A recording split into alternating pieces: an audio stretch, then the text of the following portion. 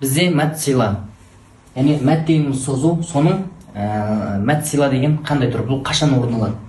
Бұл бізде хә әрпіне байланысты пайда болатын. Және де бұл хәміз хә әрпі көбінесе араб тілінде үшінші жақ, яғни ол деген жақ, және де ертегіне келістіреді, яғни оның оған деген сияқты. Бұл хә әрпі қашан даммалы және кәсіралы болған кезде пайда болады. Яғни бұл бірінші шарты. Екінші шарты, хә әрпі өз даммалы не кәсіралы, және де одан алдыңғы әріпте харекетті, өзінен кейінгі әріпте харекетті болу керек. Сол кезде бұл хә мәт сила ережесін өзіне қамтиды. Мысалы, иннаху аля деген сөзде хә әріпі бізде даммалы болып тұр. Өзіне алдыңғы әріп нун әріпі. Нун әріпі бізде фатха, яғни харекетті.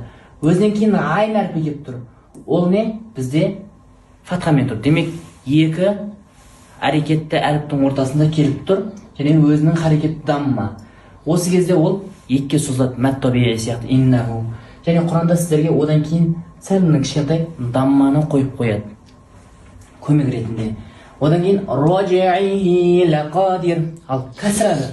Қашан хә әріпі кәсіралы болған кезде, мысалы роджии кәсірамен тұр, өзінен алдыңғы айн әріпіне кәсірамен тұр. Өзінен кейін лақадир деген кезіне ол бізде фатхамен тұр. Демек, екі әрекеттің ортасында тұр. Ол Құранда көбінесе сіздерде хи әрпінен кейін мынандай бір белгі қойып береді. Осы арқылы сіздер екіге созып оқисыздар. Бұл бізде мәт силаның кішкентай, яғни оны суғыру деп айтады арабша, кішкентай түрі. Ал енді мәт силаның күбіру, яғни үлкен түрі. Яғни бұл жерде екіге созатын болса, ол жерде 4-ке, 5-ке созылады дегендей.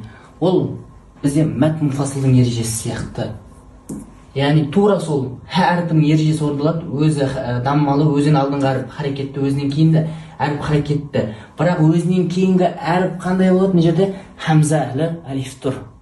Яғни хамза бізде не істейтін еді? Мәт мұнфасыл ережесін пайда қылатын еді. Сол сияқты бұл жерде ол мәт мұнфасыл сияқты ережені алып, мынаған қарағанда көбірек созылады. Ол сіздерде Құранда мына кішкентай уау, одан кейін төбесіне былай белгімен келтіріп береді, мәттің сол ерек. Иля туами. Хи әрпінде көбінесе сіздерде мына белгіні әкеледі де, ол ерек.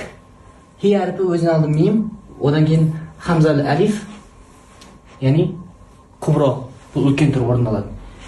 Бірақ енді